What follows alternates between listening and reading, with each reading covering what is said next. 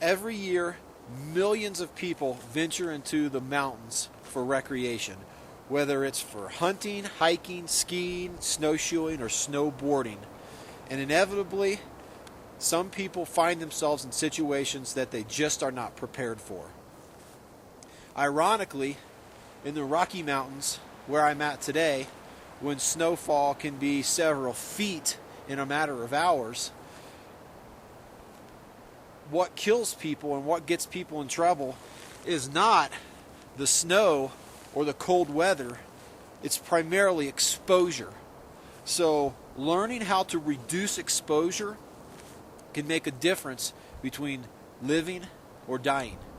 If you find yourself in the backcountry suffering from exposure and low temperatures and high winds, I'm going to give you your best tip, especially if you're in an area like I'm in today that's full of pine trees and conifers.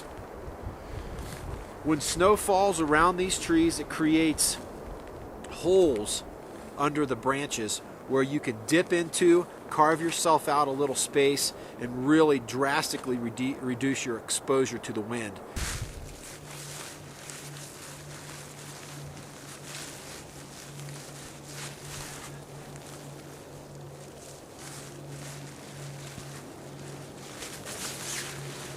With just a little bit of effort, I've created a 2 or 3 foot deep shelter at the base of this pine tree in a matter of 2 or 3 minutes max.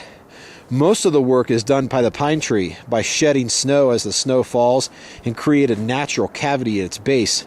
It's a perfect shelter for a quick relief from high winds or snowstorms. The wind gusts right across the snow, right over top of your head.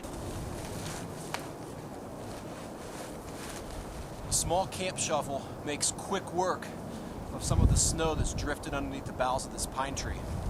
In a matter of minutes, I can build a higher wall around these boughs to further protect me from the wind.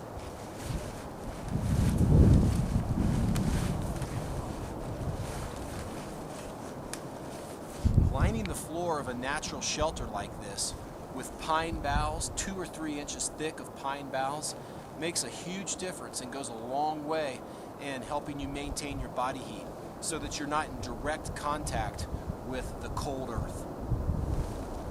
So the wind is actually coming from my south.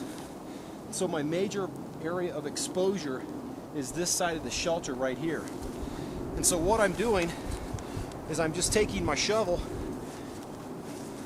breaking through the top crust of that snow, and I'm carving out large snow blocks that can be used to build a really nice wall in just a matter of a few minutes with very little effort.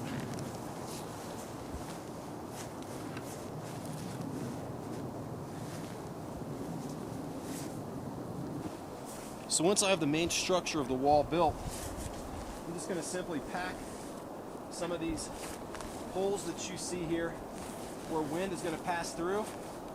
Just going to pack that with snow.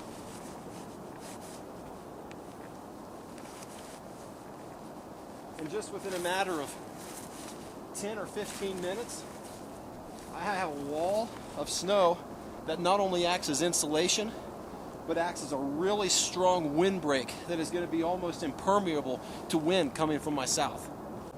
A windbreak concept shelter, like you see here, isn't ideal for spending the night in. Its main purpose is to give you a 2 or 3 hour reprieve from exposure to the wind so that you can gather your energy, get a bite to eat, and get on your way. Resting on this thick bed of pine boughs, insulated from the cold earth and snow below me, and also protected from the wind coming from my south, I'm completely comfortable, way less vulnerable to exposure from the wind, which can really reduce body core temperature and put me at risk for hypothermia.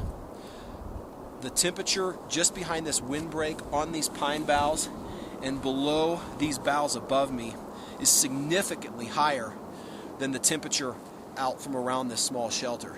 So much so that I'm completely comfortable taking my hat off, I'm totally relaxed, and pull my gloves off, and now I can focus on regaining my energy and moving forward with my trek.